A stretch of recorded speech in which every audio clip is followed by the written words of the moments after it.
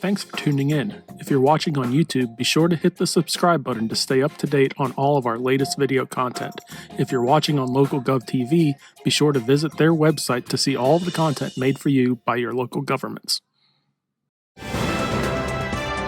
Alamance County is pleased to present the Alamance County Commissioners Meeting. I'm going to call the meeting, the March 2nd meeting here, and we're going to call it to order. And I believe the invocation and pledge is by Vice Chair Carter. Yes, it is. Thank you. I'd like to open with reading an item that popped up in my devotional back in December, and I've been waiting this long to try and do this. It's been a long time. If you show favoritism, you sin and are convicted by the law as lawbreakers. That's from James 2, 1 through 4 and 8 through 13. In 1872, President Ulysses S. Grant was stopped for recklessly driving his carriage through Washington, D.C. One published account says that the officer, an African American named William West, warned Grant, "Your fast driving, sir, is endangering the lives of people who have crossed the street." Grant apologized, but the next night he was racing carriages again. West stopped Grant's horses.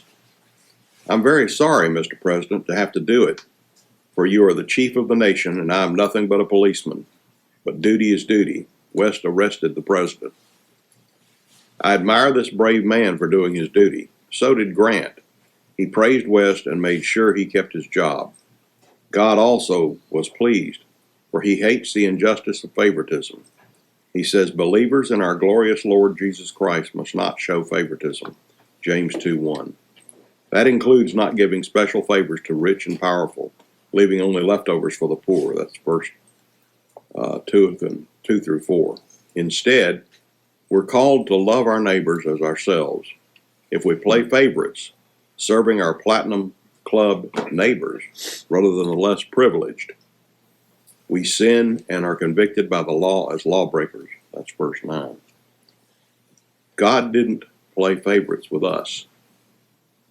He loved us when we had nothing to offer.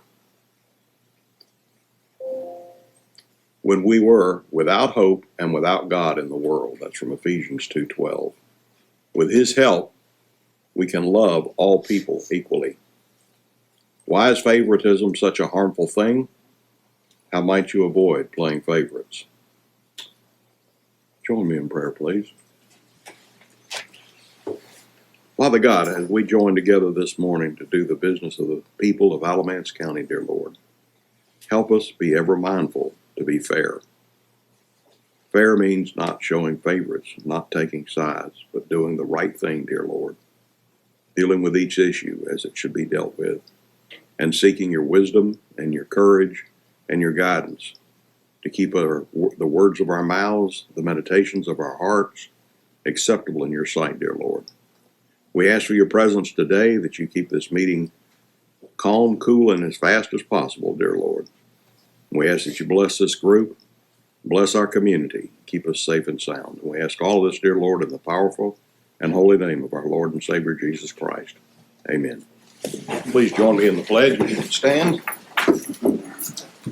I pledge allegiance to the flag of the United States of America and to the republic for which it stands, one nation, under God, indivisible, with liberty and justice for all.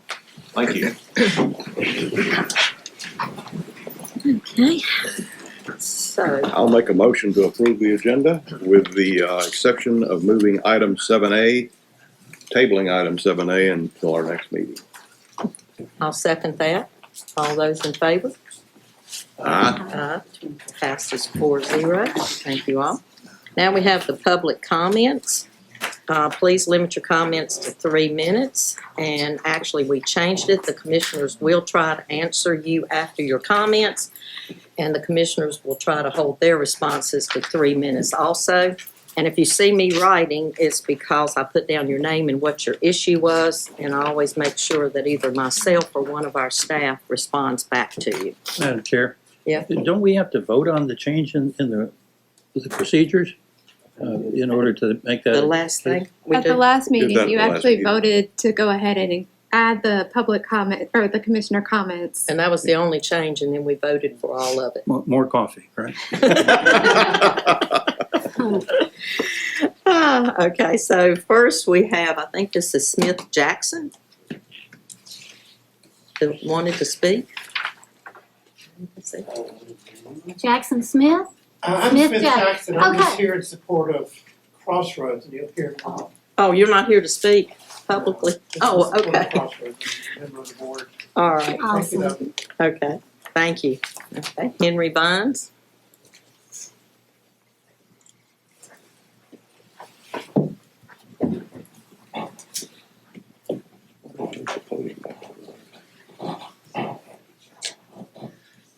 Thank you, Commissioners. My name is Henry Vines. I live at 3450 Isley Drive, Snow Camp.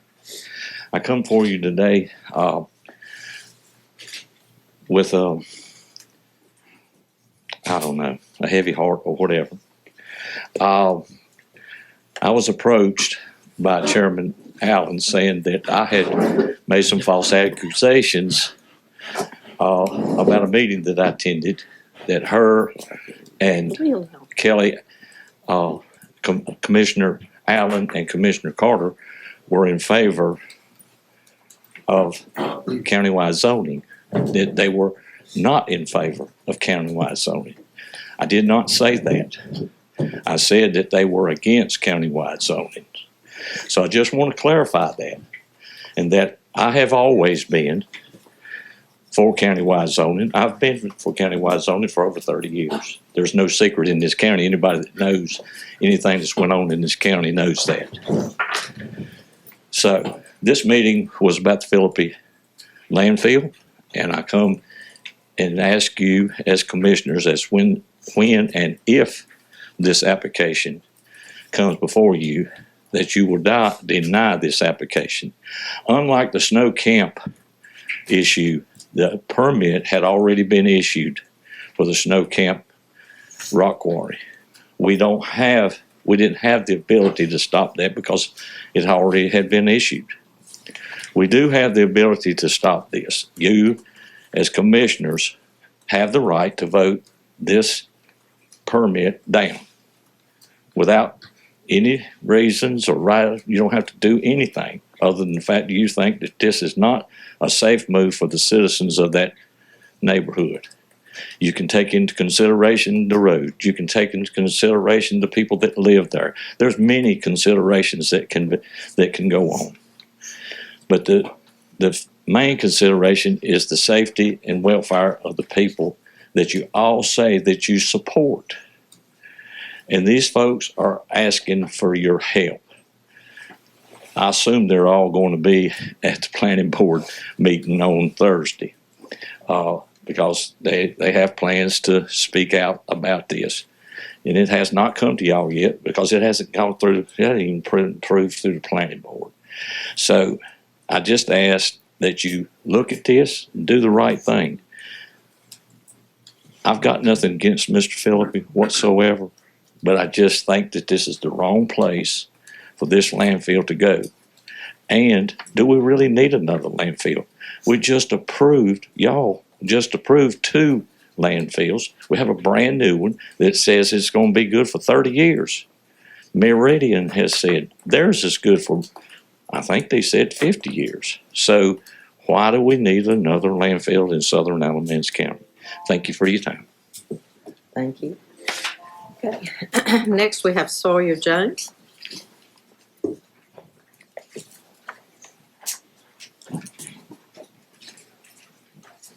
Got some things for you all to go look at. Be careful to stay looking at yourself. Thank you. I can tell you're on a budget. Black and white. I tried to get them in color today for you guys. All All right. Well, good morning, everyone. If you don't know who I am, my name is Sawyer Jones, and I'm the proud student body president at Walter and Williams High School. I'm also a resident here in Alamance County. I just want to bring some things to light for you guys. Excuse me. I know Commissioner Thompson was at the meeting. I'm not sure if you guys have reviewed it or not, but at the last ABSS school board meeting, they talked about kind of how we've been doing as students and how the district has been doing academically. And I mean, the numbers prove themselves. We've been doing great. It's not perfect, but it's better than what we have been doing. And I specifically want you guys to look at English too. So the GLP is what the total year percentage of how students did for the academic year of 2024 to 2025. And then the GLP 2025 to 2026 is how students did for this past fall semester. And one of you have called us students functionally literate. I think that's the term. That's offensive to students. It's offensive to me. It's offensive to the students I represent. It's offensive to the parents of the students. All of these numbers are growing except Graham. They're working on it. I mean, that's what it takes. It just takes work. But I'm especially proud of Williams. We're sitting at a 17.6% growth, and I think that is just amazing. And I mean, you can look at the math scores as well and look at the overall growth. We're up in English by 7.6%, and I think that is an excellent accomplishment. I think that we need to recognize that and just stop bashing us students. It's not. We're working on it, and the district is working on it too. Also, too, I just want to remind everyone that tomorrow is election day for primaries. I'm very happy to say I got first-time voter, got to vote very first day of the primaries of the early voting. But just please take a look at this data and understand that ABSS is doing their job and helping us students, and us students are trying our best. So please stop bashing us. Thank you. Thank you. And we have Sean Ewing.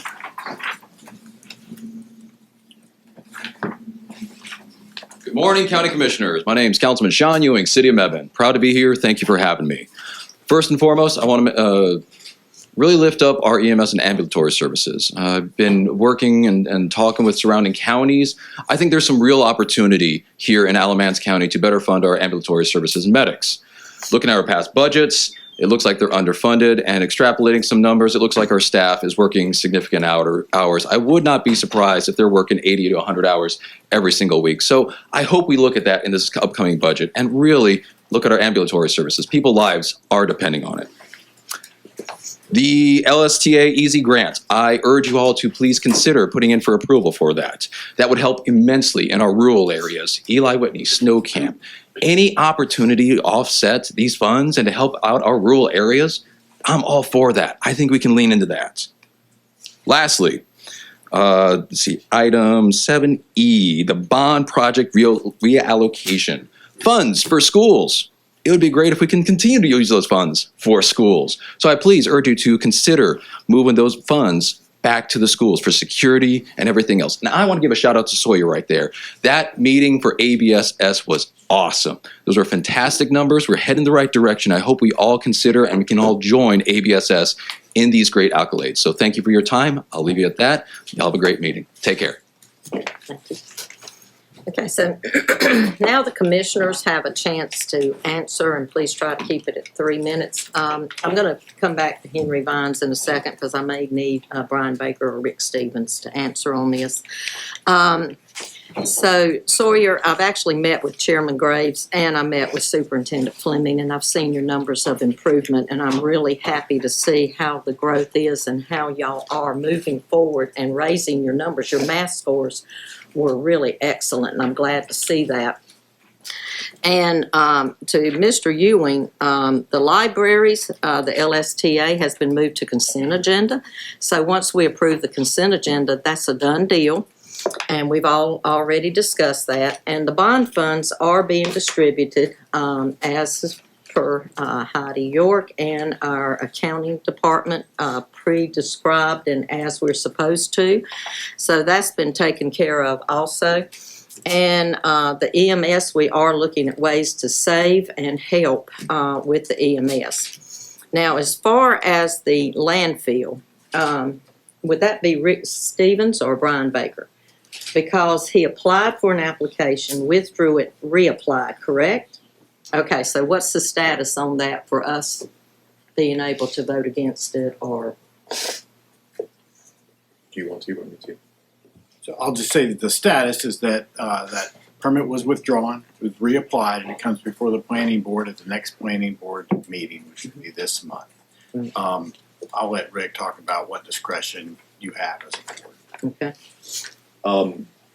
So as far as discretion, our HIDO is designed in such a way that if a business applies and meets the requirements of the permitting process, then there's not necessarily discretion for the board to decide that we don't need another landfill or we don't need another whatever type of industry it is.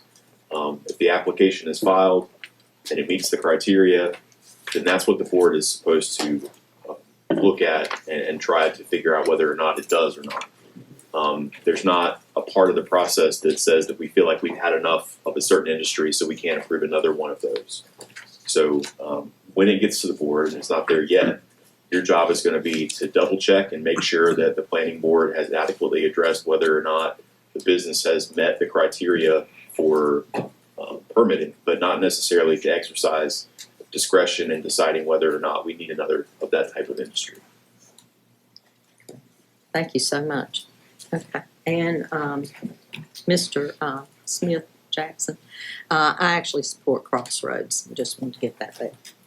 Commissioner Thompson. Just one thing for Sawyer, my BFF. I was at the career fair with a bunch of teenagers the other day. Oh my gosh, they look so little and young. And I was hanging out with emergency management services, and Mr. King, he needs to be on QVC. He could sell you anything because he is so proud of what they do. He knows every aspect of it. And it was a real honor to stand up there with them. And kids were just coming up, asking all kind of questions. And then they had the recruiters in the back corner, so I had to swing back by there and talk to the Army. But it was just, Williams was clean. It looked great. Everybody, I saw teachers. And I had a teacher that my son had in photography. And he asked me, he said, did he do the Army? I said, yes, sir, he did. He said, he talked about that his whole senior year. So he remembered. I mean, it was just so cool, you know. Teachers have so many kids, but it was just really cool. So I was just really thankful to be able to be there, and I don't know what I did for the county except hang out with emergency management services. I didn't have a sign or nothing. It was probably a good thing. So, but it was great to be able to be in a school. Thank you. Vice Chair. Well, I just appreciate the young man this morning. Example of students from Alamance County. That's a wonderful presentation you made, young man. You took some time. I can tell you put some effort into it. Did some research, what you need to do. The other points that were made or requests that were made, I think you addressed all those, Chair Allen, and I don't think I have anything else to say. Commissioner Priola. Well, I'm going to address ABSS briefly, and then I'll address them in person at a later time. Numbers show a tick up. It's hard not to show a tick up when you've dug a hole so darn deep. This follows years of irresponsibility of this Board of Education, and I'm not going to sugarcoat it.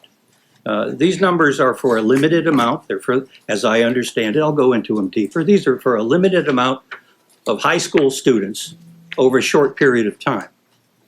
We've been digging that hole for years. We've been spending money irresponsibly, Christmas bonuses when we should have spent them on HVAC repairs, and you know the story with that. So I think what we have still is a bloated administration trying to justify it with high fives for a very short period of doing well. That's good. There's another compliment I'd like to pay, is that we finally got rid of the darn cell phones in the classrooms. One of the board members at the last meeting, I was happy to review the board meeting. I wasn't there. But one of the board members mentioned that, well, this idea of students being functionally illiterate, this is a bad thing to say. I'm sorry, I'm the messenger. That's what we have, and even these numbers illustrate that. We've got a long way to go before this is a good, well-functioning school system that educates children, and the priority should be on that academic education area, and it has not been. It's been on the budgeting, the money, salaries in particular, and a bloated administration. I was going to say, I do appreciate the fact that we finally got rid of those cell phones. Now, it took the state to get active to do it first, and then we followed up on that. I was a substitute teacher, despite what one of the Board of Education members mentioned. I wasn't there for 2 classes into 2 schools. I was there for the better part of 2 years as a substitute teacher because I wanted to be there. I wanted to be there because I wanted to be in the classroom being part of the solution. And the behavior was abysmal, was awful. This is what I saw over 2 years at each of the high schools in the county and a couple of the middle schools. So this is not just something that I willy-nilly came upon. And so I wanted to express that. I'm glad to see we finally got some progress in academics. It's about time. Thank you. Okay. So that will be the end of the commissioner's comments on the public speaking, and I do think that went pretty well. So now I need a motion to approve the consent agenda. Motion to approve. Second. All in favor? Aye. Aye. All right. Now we have several presentations. 7A, as Vice Chair Carter mentioned, has been removed. We're waiting on the final paperwork on that. So we'll start with 7B, the reevaluation update. And Mr. Brad Fowler. Good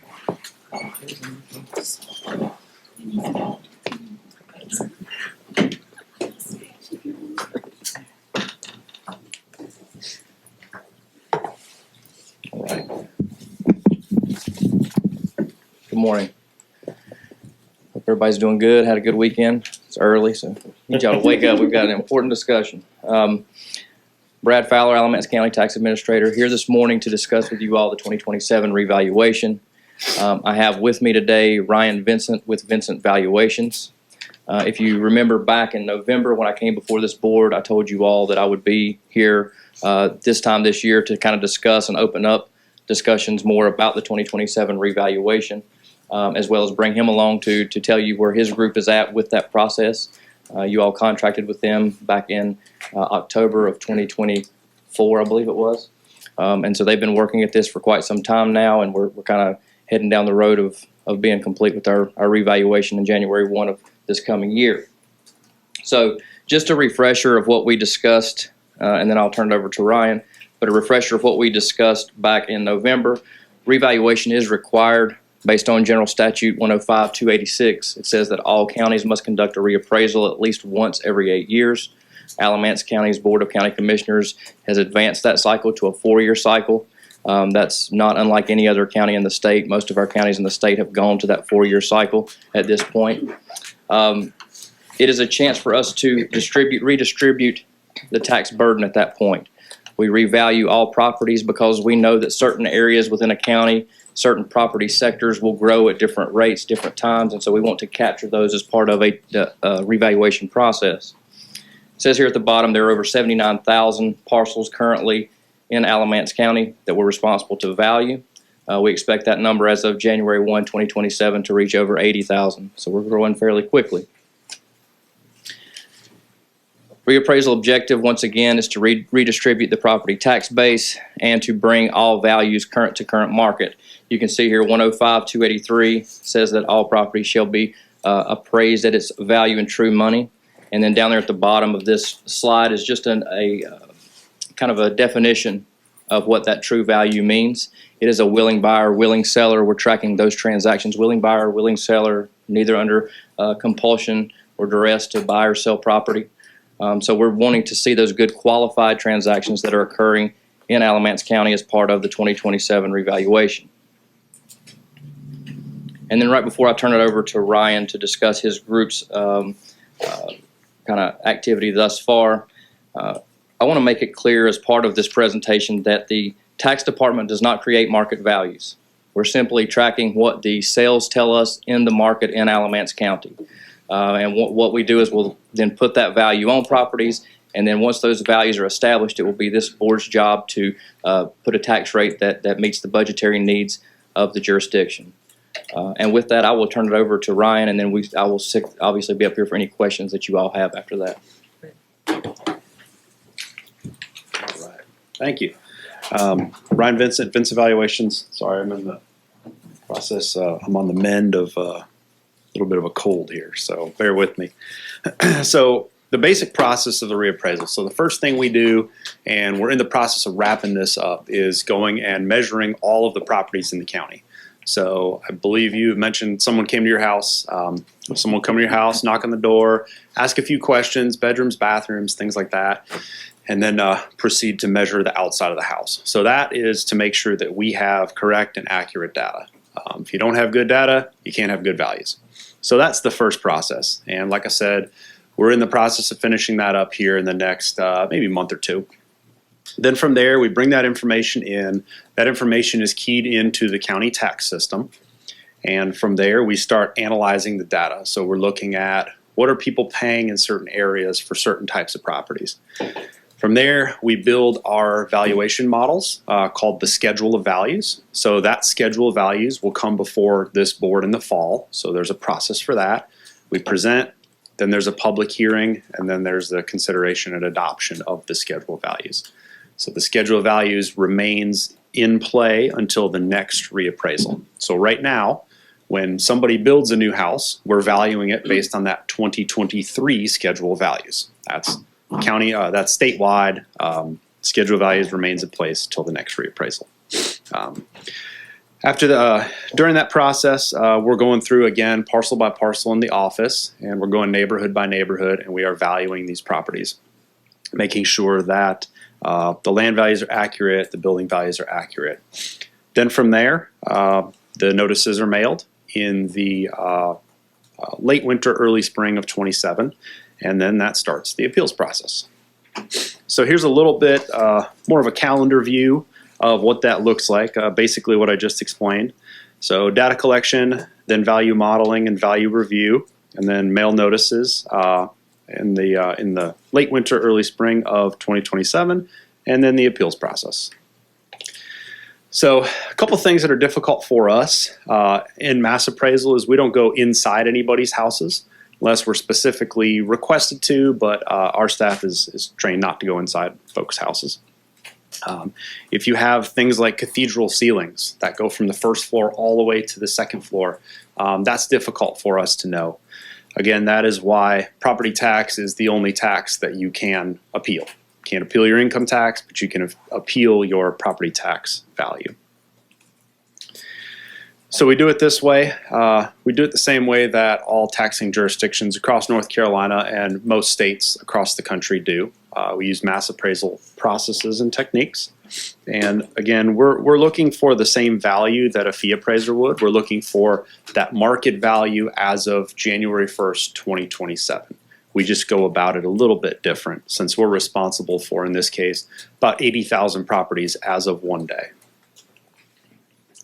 One of the main things that we look at is the sales ratio. So Brad mentioned that state law tells us that we have to assess at 100% of market value. So what that means, as of January 1st, we run a sales ratio. That's all of the properties that have sold within the last, depending on the time frame, 1 to 2 years. And we have to be as close to 100% on those sales as possible. So if your house sold for 300, we expect the value to be somewhere close to 300, assuming it met those parameters for a valid sale like Brad touched on. There's a few other things countywide that are affected by that sales ratio. I won't get into that right now, but we're tasked to assess at 100% of market value as of the date of our reappraisal. So far we have conducted just under 60,000 field visits, just under 9,000 visits of vacant parcels. 1,600 of those, excuse me, are commercial, improved, and about 350 of those are commercial vacants. So that's where we're at with our field visits so far. Like I said, we should be wrapping that up here in the next 1 to 2 months. So next thing we're going to show is some changes from 2023. So what you're going to see is you're going to see a photo. You're going to see a 2023 appraised value. So that's the tax value that's currently on there. Again, your tax value doesn't typically change in North Carolina between reappraisals, except for additions, demolitions, new construction, splits or combines of land, things like that. But generally, the tax value stays the same on your house between reappraisals. So again, you're going to see a photo of a house. This one was built in 2018. It was assessed for $283,000. And this is a recent sale, so this one sold in February of 26 for $385,000. So that's only a 1% increase in this case. Now, what's important to remember here is we still have about 9 months of sales that need to occur before our revaluation date. So these are sales as of right now. We don't know what the market in Alamance County is going to do over the next 9 months.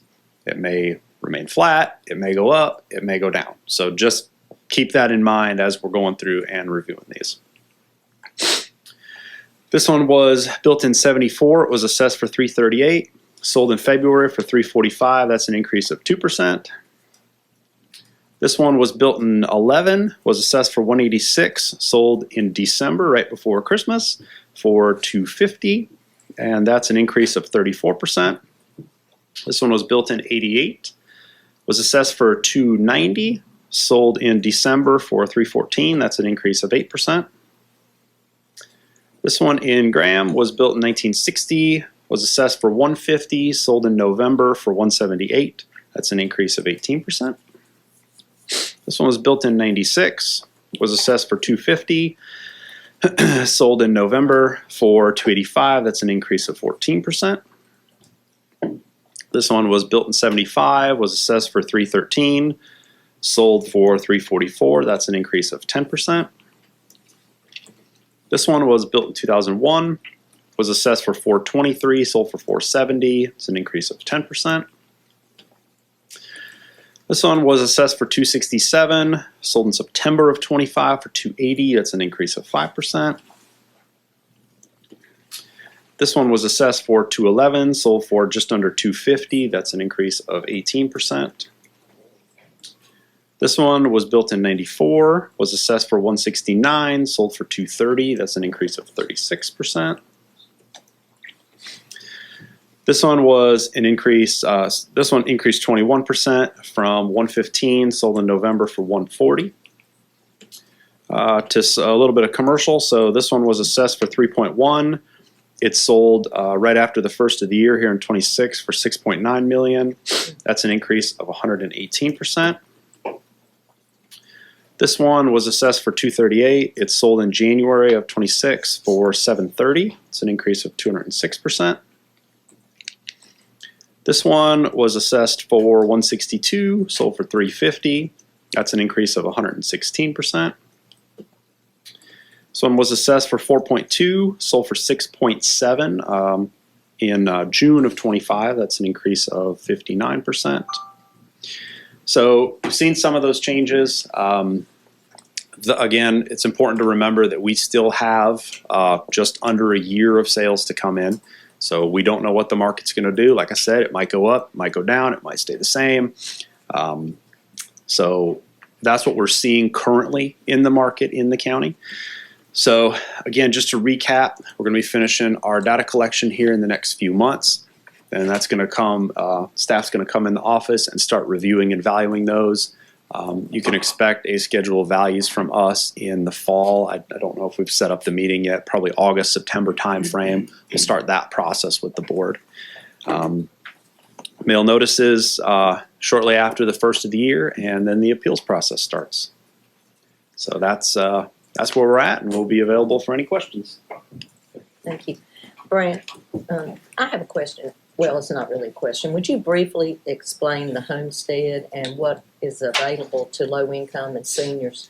Yeah, I'll let, that's something that the tax office handles, so I'll let Brad talk about that one. So basically for the low-income homestead program in North Carolina, you have to be 65 years of age or older, own the property as of January the 1st of the year in which you're applying for, and your previous year's income cannot exceed 36,700. That's a combined income. So if you're married, that's both husband and wife. I will tell you that we're working feverishly right now as part of the legislative committee to make changes to that and to increase that level so we can bring more people into that program, hopefully, because those numbers just don't work as well as they once did. So that's something that's kind of on the horizon, or at least we believe it to be. So if you just make that, let's say you got a big old house that's paid for, do you qualify? Correct. Yes, you would still qualify, and it is 50% reduction off of the tax bill if you qualify. But most of the time, that is income from all sources, and so it includes any monies that you get. So it's not just Social Security or something. If you've got other sources of income coming in, we have to consider those as well.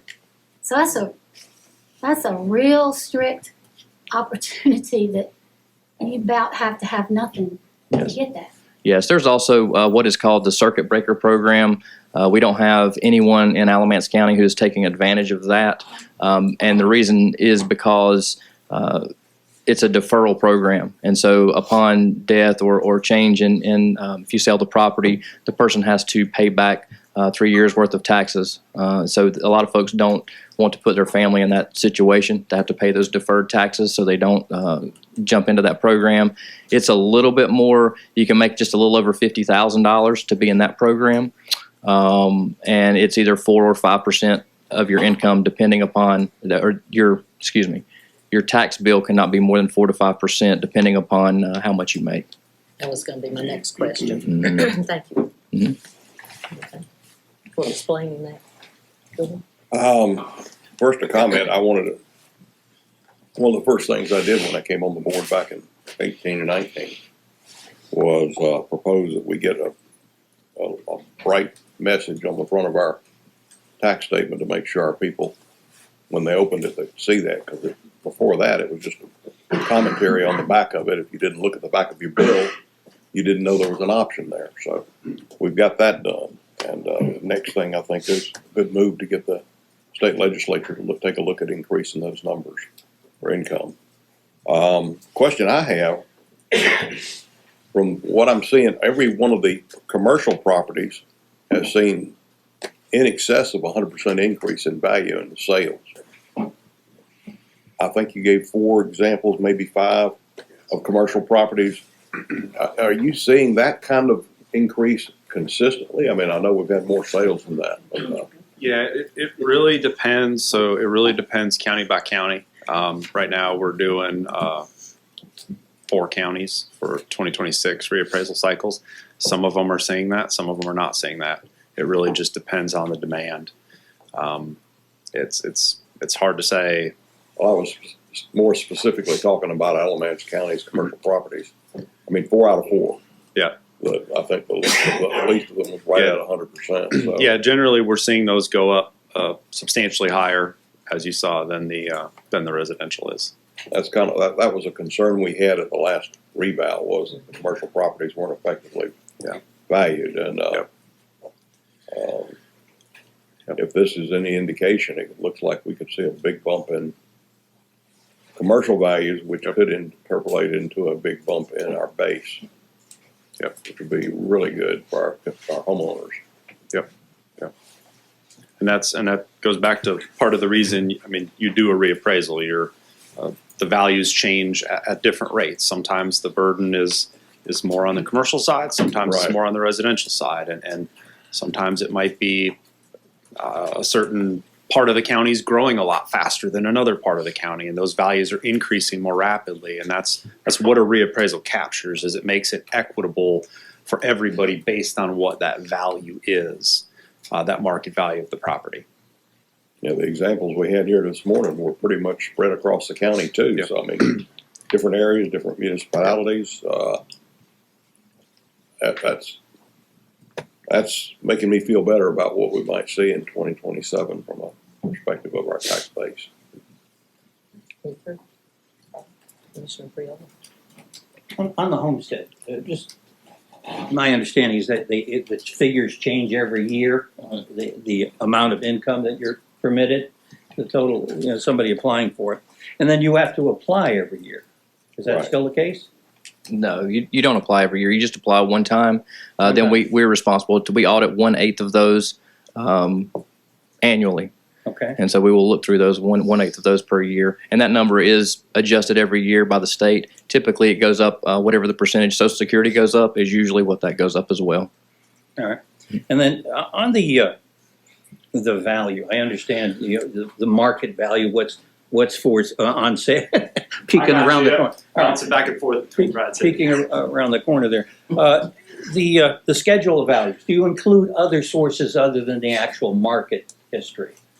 Zillow, other sources. Is there, because what if you have a house that you've had for 20 years and it's not been sold for a good long period of time? How then would you determine that? Are we just talking an aggregate value? Well, that's a really good question. So the schedule is built based on the sales and the market within the county. So we're looking at that data, we're breaking that data down to say, this is generally what a porch is worth. This is what a garage is worth. These are what the components are worth. And those components combine to equal a total value, and then the land value is added in. But to your question, if somebody hasn't done anything to their home for 20 years or hasn't sold their home for 20 years, that doesn't necessarily mean that their value is not going to change.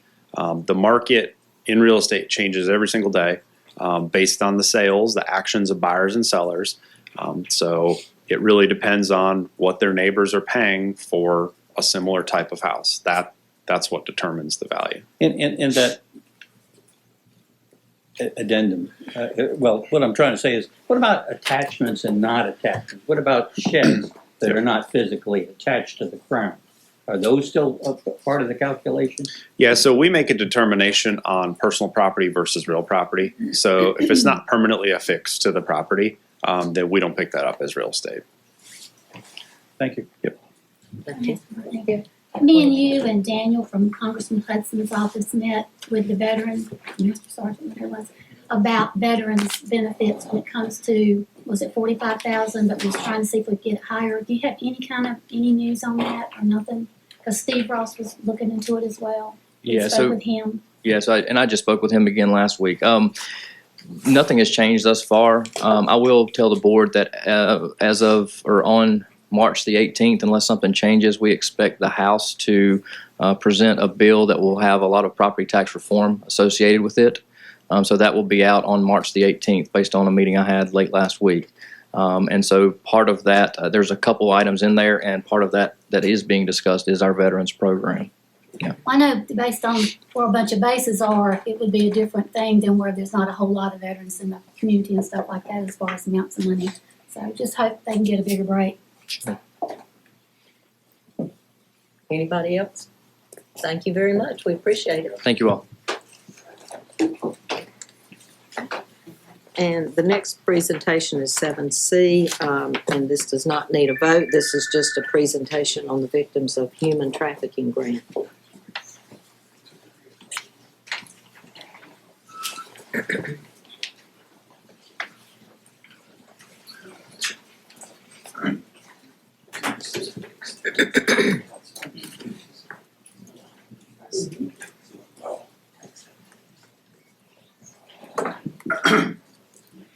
Good morning, Commissioners.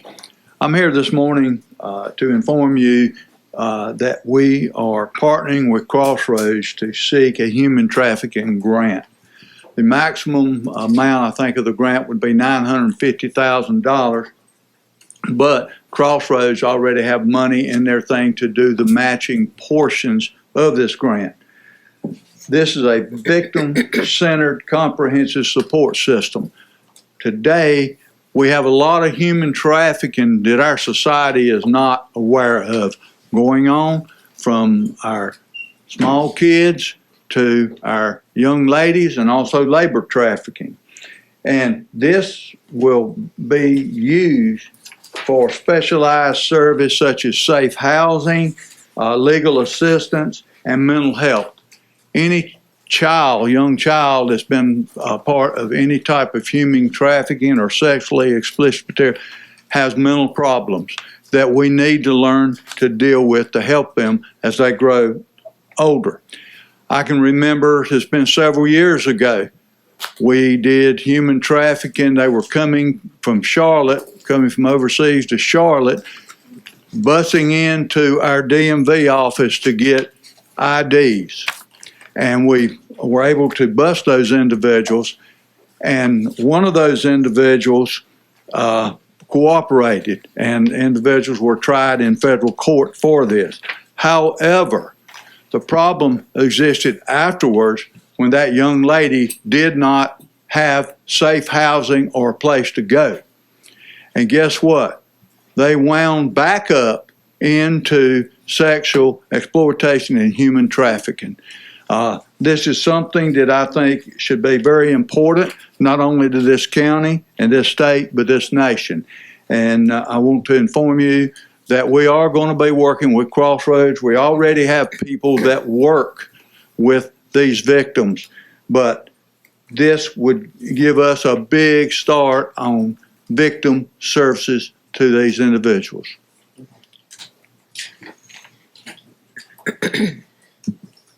A little shorter than the sheriff. Good morning. I'm Meredith Peppley, Executive Director at Crossroads. Couple of things. Since 2018, Crossroads has been the anti-human trafficking program in Alamance County with the absorption of Alamance for Freedom. Crossroads is 50 years old, so we've been doing this a little bit longer than some. And so I just want to extend my thank you for support of our agency. So one of the things I spoke about a couple years ago when I asked for funding for Crossroads was the county money is really important when agencies like Crossroads look for federal grants and state grants for matching dollars. And so this is an opportunity for us to do that. So Crossroads does not get Governor's Crime Commission money for human trafficking. I think Pam has talked about this quite a bit in terms of the decrease in the Governor's Crime Commission funding. And so that is one of the reasons that we are applying for this grant today. So I want to thank you for your support of our agency, and thank you for the sheriff and every other jurisdiction in the county that has supported this. We have an Anti-Human Trafficking Advocacy Council. We call it ATAC. Nobody likes that acronym, so we usually don't say it. And that includes all of the jurisdictions in Alamance County, which includes the sheriff, Burlington, Graham, Haw River. It typically includes the Highway Patrol, as you can imagine, a pretty important partner in anti-human trafficking efforts, as well as the Department of Social Services as part of this ATAC group. And so that group has been going on since before I started in 2020. So we will continue that work, whether or not we get this grant or not. We just wanted you to be aware that this is the kind of work that's going on in our community, and thank you for your support. Does anybody have any questions? I just can I ask one thing? Sure. Okay, the 75,000, we worked so hard to get in the budget for you every year. Right. Yep. Is that gonna be where your match is coming from? Part of it. So you're gonna really need that this year Yes. when we do our budget? At a minimum, yes. Okay, So it's the $950,000 over 36 months is the maximum, because there's two different opportunities here. One is for agencies who have never received human trafficking funding before, and one is for agencies who have already been doing the work. And so Crossroads would apply under the Category 2, which the anticipated full award amount would be $950,000. And we always shoot for the moon. good. We might not get it, but we're always going to go there. And just one more thing, I'm sorry. Aftercare. A domestic violence shelter, this is not what you need No. at all. As great as that is for victims of Correct. violence, this is a whole different ballgame. This has been the most lacking thing when it comes to human trafficking because of, like the sheriff was saying, Yeah. it's just imprinted. It really is. So I cannot say how important that is. And one more thing, because it's got us all in it, was the recent Invictus event that we did at Trailhead Church. And it should have been packed. And I'm gonna call the churches out because you got young people that are in your youth groups. And a Winter Jam concert is not the only thing that they're needing. Please don't think just because they're in your church on Sunday and Wednesday night that they're safe from this, because it's on that phone, it's on that laptop. And it was a great educational program. And you can't fix this once it's done. takes years and years and years, and it's always gonna be haunted. So I cannot say enough about how important this is, because it's killing our children. It's literally killing our children. And parents, you're gonna have to really get yourself educated and get involved with this and be part of these teams, because it's that important. So, whatever you need, I'm with you. Our fastest growing population of human trafficking victims are children Yeah. because of the exploitation online. And so it's hard to sit in front of a teenage girl and explain to her that her pictures that she took will always be out there. And it's the most heartbreaking thing you'll ever have to do. So, yeah. And we have to, and Crossroads is not just there for the beginning of that investigation. We are there for the duration of it. We are there when fathers have to find out that their children have done this, right? I remember meeting with a father who worked for law enforcement and having to tell him, because his daughter couldn't do it, of what happened. And watching him break down and realize that he didn't protect her or couldn't protect her was heartbreaking. And so when you have to sit in front of those parents and have that conversation with them, and I have children of my own that I fear every day are going to get in the middle of this as well. And so it's not whether or not children is going to happen, it's how we respond as a community and how we respond as a nation on how to protect these children. Sometimes we just have to protect people for their own self. Right. Because they just don't have that They just- wisdom yet. Right, they just don't know. You better take it serious. It's life and death. And I really appreciate the sheriff and the Invictus program and all the surrounding county sheriffs that have gone in with you on that. And if anyone looks at the numbers of arrests, it is outstanding. And y'all are doing a fantastic job. Thank you. I agree with that. The Invictus unit is a wonderful idea from the sheriff's office and surrounding sheriff's departments and offices. Some of what I've seen you uncovered has been mind-boggling, but Yeah, so just the Invictus team, which we adore and we work with very closely. So sexual abuse, CSAM, child sexual assault material, CSAM, is a little bit different than human trafficking. But what we do know is that children who are involved are in CSAM, which is what Invictus investigates, are much higher likely to become victims of human trafficking. So there's another element to that where the individual actually becomes a trafficker. Also understand that most individuals that are trafficked know the individual who's trafficking them. It's kind of like our children.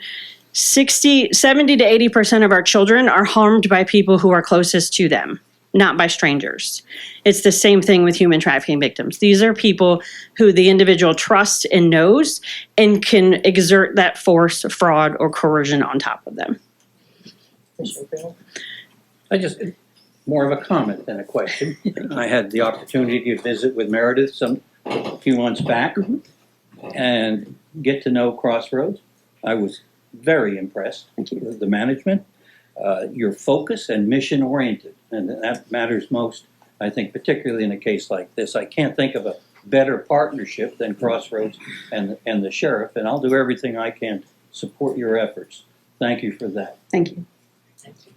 Did you want to add? Did you want to add? Just thank you for listening. And Anything? hopefully we'll be successful in our missions to try to protect our children and those individuals that are trafficked through human trafficking. Because our society does not pay close attention to what goes on in their communities. And it's really disturbing to know and see what is actually happening to our children and to other victims in the human trafficking industry. Thank you. And they come to school, and sometimes they don't perform too well because of what they're walking out of into school. Absolutely. Well, sometimes they perform the trafficking at school. Exactly. Think about that one. Thank you very much. We Yep. appreciate it. Thank you. And then next we have the opioid settlement recommendation presentation. Good morning, Commissioners. I'm Ashley Barber. I'm the Behavioral Health Division Director here, and I am going to provide you with your annual opioid settlement recommendations for fiscal year 27. So just as a reminder to you all, as well as to the public, that the opioid settlement funds are not taxpayer dollars. These are funds that North Carolina counties receive as part of a larger opioid settlement agreement with manufacturers and distributors, as well as pharmaceutical companies who played a part in the overdose crisis. So under the settlement, Alamance County is expected at this time to receive about $16.6 million between 2022 and 2039. There is litigation that is ongoing, and so that number could tentatively increase. And these funds are governed by the North Carolina Memorandum of Agreement, which tells us how we can use these dollars and our reporting requirements. So this is an anticipated payment schedule. We are looking at for the year 26-27 around 1.1 million. At this time, we've received, the darker green shows the amount of money that's currently been received. Just to give a financial overview, so as of December the 31st, we had about $6.5 million in payments and interest that has been received. We have, this board has authorized expenditure under 3 resolutions, which totaled $3.1 million. And that left an available balance of about $3.3 million. We do have funding that comes from the McKinsey opioid funds. These funds are different than through the North Carolina Memorandum of Agreement. Their spending and regulations look different, and that's been $81,436.81. And that brings us to our total funds available as of this time at $3.4 million. So back in 2022, 2023, when we worked with our stakeholders and our community to decide how do you want us to spend these dollars and what goals do we want to accomplish, there were 5 goals that we identified. Working towards those goals, I was here in November and I provided you with our annual report that showed the progress that we're making towards these goals. I think overall, the data is telling us that we're moving in the right direction, but there is a lot of work left to be done. Specifically around decreasing fatal overdoses and non-fatal overdoses, we've seen a 52% decrease in the suspected overdoses that are reported by law enforcement in Alamance County. We've seen a 20% decrease in confirmed fatal deaths. These numbers come from the medical examiner's office. We have seen a 31% decrease in the number of people screening positive for opioids in our detention center, with a 4% decrease in the number of people placed on detox protocols. So while we've seen a decrease in the number of folks screening positive for using opioids, we have seen an increase in them screening positive for other substances, which is consistent with what we're seeing across the state as far as how the opioid landscape is changing. We are seeing a rise in our stimulant use. Can you elaborate on that? Stimulant use. Mm-hmm. What are you talking about? Stimulants like methamphetamine, cocaine, crack cocaine. People are changing out the substances that they're using. We are seeing consistently more polysubstance use, so they may be using 2 drugs or more than 2 drugs at the same time. We're also seeing through our notification through our law enforcement that drugs are mixed. When you buy drugs, you're not buying one particular substance. It may be a combination of substances. How's it going alongside with vaping? Because these are like little chemists. I mean, they're amazing. They should be chemists instead of drug dealers, the way they do this stuff. I know we've had some situations of overdose with vaping because new level, new devil. It goes from one thing to the next. So. Mm-hmm. Yeah, I haven't received any updates from law enforcement as far as like fentanyl or things like that being put into vapes. Okay. I'm not sure if that answers your question. No, I just know we had a kid in the school system that overdosed on vaping. Go ahead. Yes, a lot of it's related to the symptomatic complaints that the adolescents have, and so the changes that it causes in their body. But specifically regarding overdoses where we have like a suppression of breathing or respirations or near death, we have seen quite a significant decrease in those. Of course, through these funds, we were able to expand our evidence-based addiction treatment, specifically with expanding the access to methadone and buprenorphine or Suboxone in Alamance County. And we have expanded our recovery support efforts through partnering with multiple organizations to deliver services. And of course, these 4 goals lead into our 5th goal, which is to increase the connections of care. So getting people the services that they need so that they can be healthier, productive citizens within Alamance County. So this is a breakdown of the expenditures by strategy and organization. You'll notice 2 colors on the screen. There's a darker yellow and then more of a lighter pale. So the darker colors, just bear that in mind when I move to the next slide, but those are all of our strategies that we are using either in partnership with another organization, or we are going to ask to extend the funding time period, but not the dollar amount. And I'll go into that in deeper detail in the next slide. The areas that are in lighter color, we only have one strategy that has expended all of its funds, and that is Via Health towards the lease of our behavioral health center. All of our other strategies have funds that are remaining. And the ones that are in lighter color are specific to some positions that we have here within the county. Of course, those individuals are working, and so those funds will continue to drop down throughout the end of the year. However, we do plan to move any of the funds that have not been utilized by June 30th. Will go back into the opioid deposit account to be reallocated by the board. And so our recommendations for this funding is for, that it comes in 2 parts. So part 1 is to extend the current resolutions, which is 1, 2, and 3, to allow expenditure of the funds through June the 30th of 2027. We're not asking for any more money to be given to the organizations. We're not asking to change the projects or the work that they're doing. It's just to give us another year of time to use that money towards those projects. Many of the projects were delayed in getting started because they had to hire staff, they had to change some of their procedures, onboarding practices, and things of that nature. The second part of the resolution applies to the positions that we have within the county, and that would be Resolution 4. So we are asking to continue funding the positions that we have. So that's our Human Services Planner Evaluator 2, which provides is going to provide technical assistance, data and evaluation, and work with all of our contractors. Our peer support specialist that's also a certified alcohol and drug counselor in our detention center. Our recovery court coordinator, and we are asking for 1 new position. The new position is for a substance abuse education specialist. This person would function very similar to our peer support that's in the detention center in connecting people that are in the detention center with treatment. We do have some data to support this request. So last year, the individual in that role connected 134 people to treatment. That is 134 people who use opioids. That doesn't include all the people who use other substances.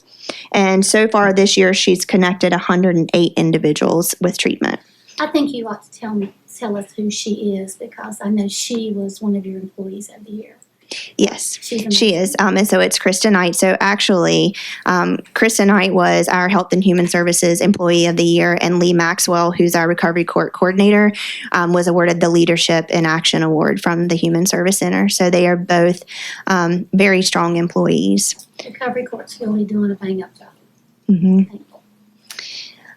And so additionally, we will be asking for funding towards the Behavioral Health Center for the lease. So just as a reminder, it is not paying for the building. We are paying for the space where the services are provided.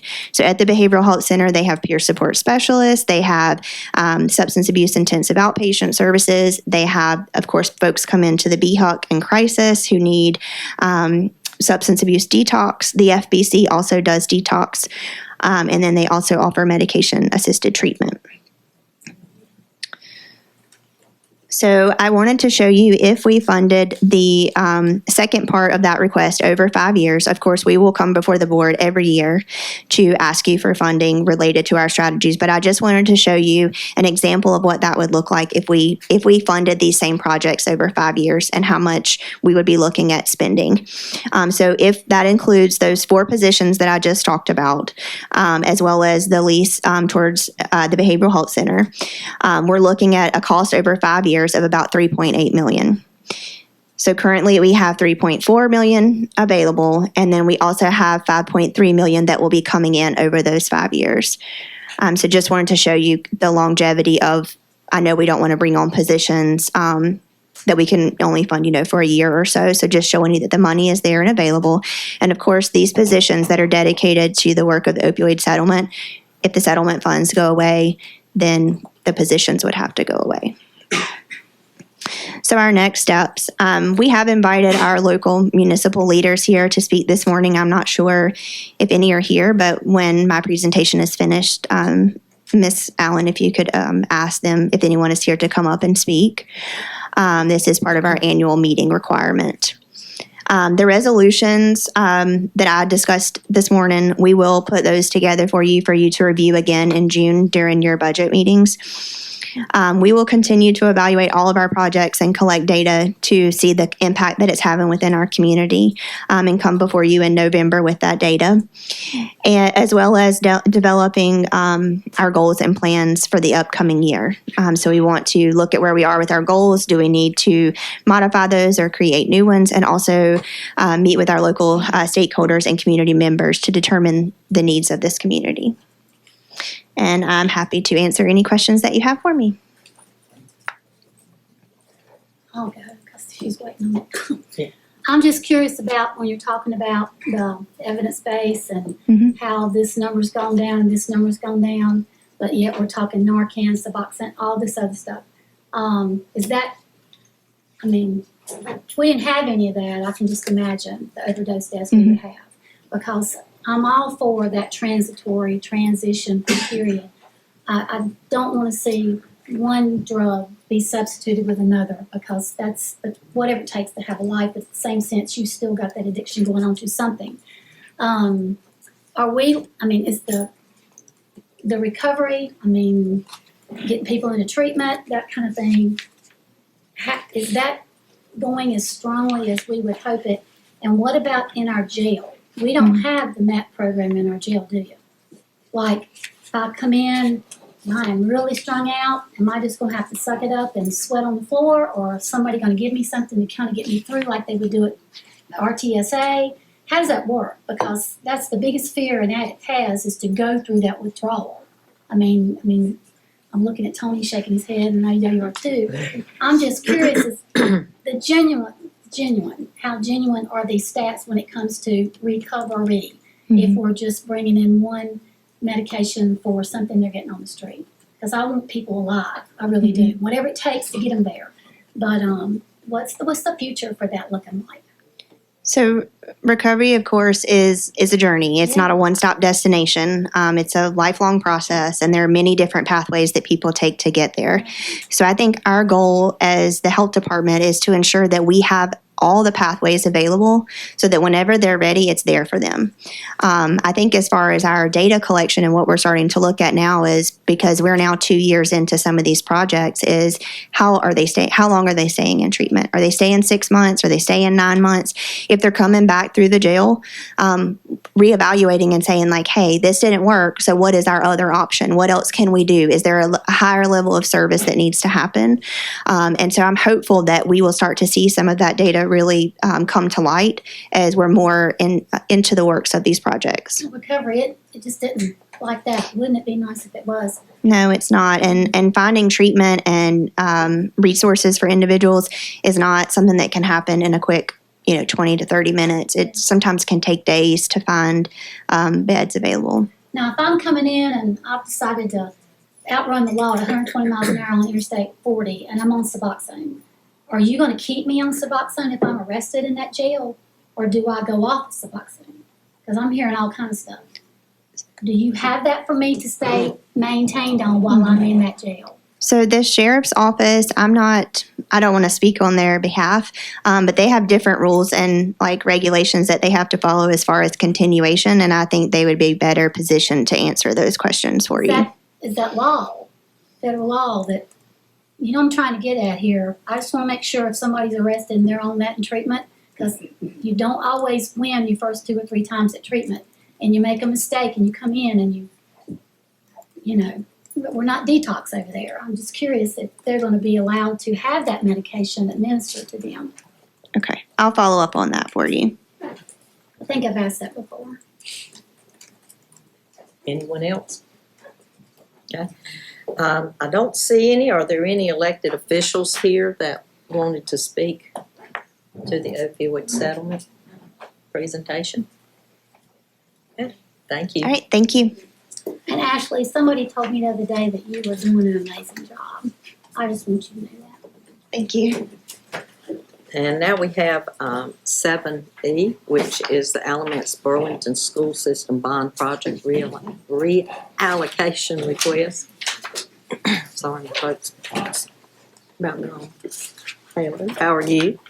Chairman, Mrs. Allen, Commissioners, I'm here today to request that you all approve reallocation of available bond funds across various school sites for the purpose of making whole the Southern Middle roof budget that's part of the CIP from a prior school year, and also enabling us to fund various school safety and security projects across various sites. All of those sites are listed in your board packet. Are we gonna discuss this, or can I go ahead and make a motion? I'd like to hear what he's got to say. Okay. Because we heard it at CTEC, and I heard it at the meeting last week. So, not the page that's, this is the page, it's in the middle section here. At the joint meeting, I had presented the CIP for the next 5 years, or at least a proposed CIP. But afterwards, I had proposed that we could immediately take action on some existing safety and security needs at our schools by taking the available bond funds that are listed in the top section of this slide that you see, and then setting up budgets to match the middle section that you see here as well. I've met with Finance Director Susan Evans, and we've gone over the numbers, and we're in agreement that this is possible. And then at the bottom section, Susan has taken the numbers I've provided where we would set up budgets for weapons detection systems at all elementary, middle, and high schools. These numbers, these numbers, why haven't these issues been addressed previously? What's the holdup? Well, I want to emphasize that all of these projects are aligned with the original intent of the 2018 bond referendum. Several years ago, when we were going through the mold situation in this very room, Mr. Turner had asked, and the board made comment and agreed that we not take on any more projects using the bond money, just finish out the current projects that were in play at that time, because we didn't know what to expect with that situation, and we needed to keep those funds available. I actually was here about 2 years ago and requested that we use some of the existing bond money to go ahead and work on some of these camera projects at several of the sites. And at that time, the Board of Commissioners asked that I not do that and keep those funds available. So like it's listed in the precis for this 7E, these are where we were under budget at sites. So I think it indicates that we were good stewards of the money that was given to us at each of these sites. We accomplished what was originally set out to be accomplished with those bond projects as they were set up at that time. But now we need to move forward. I'm really concerned that after seeing some of the press around the Brown University situation where they didn't have security cameras, that we need to move on and move forward. So we have 6 sites with no security cameras. Those are elementary schools. And we have 3 sites that have security cameras that are about 13 years old, particularly Southern High School and Western High School. Because the canopies were replaced, lots of the cameras were taken down, or views were not appropriate anymore once the canopies were taken down and replaced. So those are 11 sites that need cameras and key card access. Graham Middle School and Turntine, we have cameras there, but we don't have full key card access or keyless door access there. Anything else? All right, I'll take a motion. I'll make a motion that we release these funds to ABSS so they can get busy on this crucial improvement. Second. Anybody? I'll second. All those in favor? Aye. All right, 4-0. Thank you. Okay, so now we have the county attorney's report, Nothing for me today, Board. Thank you. and we have the county manager's report. I get to share a little good news with you from the Government Finance Officers Association. Alamance County this year was awarded a Triple Crown Medallion. Oh. Yes, recognizing that the government received all 3 Government Finance Officer Association awards. These include the Certificate of Achievement for Excellence in Financial Reporting Award, the Distinguished Budget Presentation Award, and the Popular Annual Financial Reporting Award. Oh, This was earned by the teamwork in our finance and our budget departments, and a first time for Alamance County to get all of these awards in one year. Correct. Extending congratulations to them. They didn't send you a prize. Susan and Rebecca are Right. both here. Well done. Well done. Okay, so we have the commissioner's comments linked to county business. Well, I just really want to thank my commissioners for voting on what we just voted on. It is so important because I had a whole list of school shootings and how many deaths and injuries there were at these school shootings. And I'm just going to tell you, there were 3 guns since the first of the year found on the campus of one of our schools. And those guns were loaded with an extra clip. And if another person hadn't reported that, we could have all been on the news talking about this. We see all the time where, we just saw last night where a dude went into a place in Texas and just mowed down people. It's just absolutely the world we live in, which is just absolutely horrible. But the one thing that we have to make sure is always safe is our children and the staff who teach them, and the homes and everywhere else. But children go to school, and that's the one place they've got to be safe. They're fed, they're active, they make friends, they learn, they do everything. So we can't ever be careful enough when it comes to stuff like that. So I'm looking forward to weapons detections, cameras, door knocks, anything we can do to unfortunately have to make our schools this safe from the very evil that walks the streets. So thank you, board members. And I'd like to second that, the cameras not being there, some of them are very grainy. You couldn't even tell what the person looked like or what you're seeing. And I volunteer at the schools, and I'm very big on the children and also on their security and the security of the teachers. So I think that's great. And one thing, the state has not passed a budget, and I do talk to the General Assembly members on every one of them that I can get to listen to me on both sides. And I have been told that they think that when they get back to the short session that the budget will be passed, which will include the teachers' increase in salary. So I'm hoping that that's going to happen, but that's what I have been informed about. Sure. My next. Vice Chair.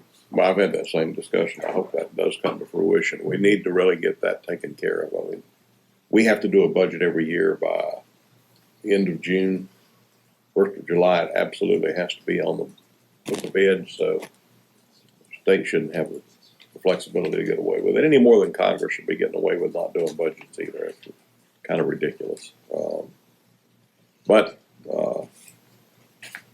And the safety of our schools, the safety of our teachers, our students is tantamount responsibility. Public safety and education are legs to the stool of government. I mean, if we don't do those things, we're not doing our job. So I'm glad we had the money left over from those other projects. We can get some of this stuff done and bring us up to date. Commissioner Kelly?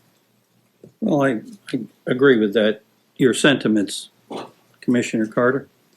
I think the priority are, for all levels of government, protecting its citizens, especially the children. have a problem with the priorities that the way they've been expressed, without going into it too much by this particular Board of Education. The priorities have been out of whack for years. As an example, something, instead of spending $178,000 on new Apple laptops as an experiment, according to the superintendent, $178,000 could go a long way for protective equipment like you're talking about. So I think those priorities need to get straightened out. I absolutely agree that we need to protect the kids, make sure that weapons and discipline are enforced in ABSS. I'm not convinced we're there yet. So I'd like to be more convinced that this is a good step in that direction. Thank you. Okay, if there's nothing else, I'll accept a motion to adjourn. So moved. And all those in favor? Aye. Aye. 4-0, we are adjourned. We were just gonna go. No, no.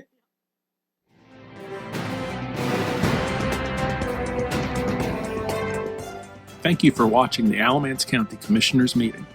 Commissioner meetings typically occur on the first and third Monday of each month in the Commissioners Meeting Room in the County Office Building at 124 West Elm Street in Graham. The first Monday meeting begins at 9:30 a.m. and the third Monday meeting begins at 6:30 p.m. Changes to the meeting schedule will be posted on the county website at alamancecounty.nc.gov. This meeting will be broadcast on LocalGov TV.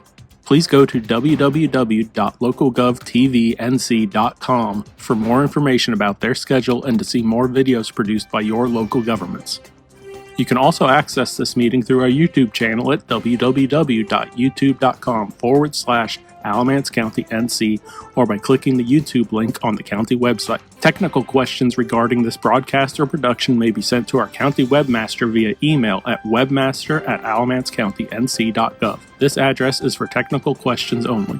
Comments and questions about the content of this meeting may be made to the commissioners themselves. You can find their contact information at the Alamance County website at commissioners.alamancecounty.nc.gov. There, you can learn more about the commissioners' duties, read minutes and agendas of commissioner meetings, and find other information about the county commissioners. You can also send mail correspondence to County Commissioners, 124 West Elm Street, Graham, North Carolina, 27253. Again, thank you for watching the Alamance County Commissioners Meeting. Thanks for tuning in. If you're watching on YouTube, be sure to hit the subscribe button to stay up to date on all of our latest video content. If you're watching on LocalGov TV, be sure to visit their website to see all of the content made for you by your local governments.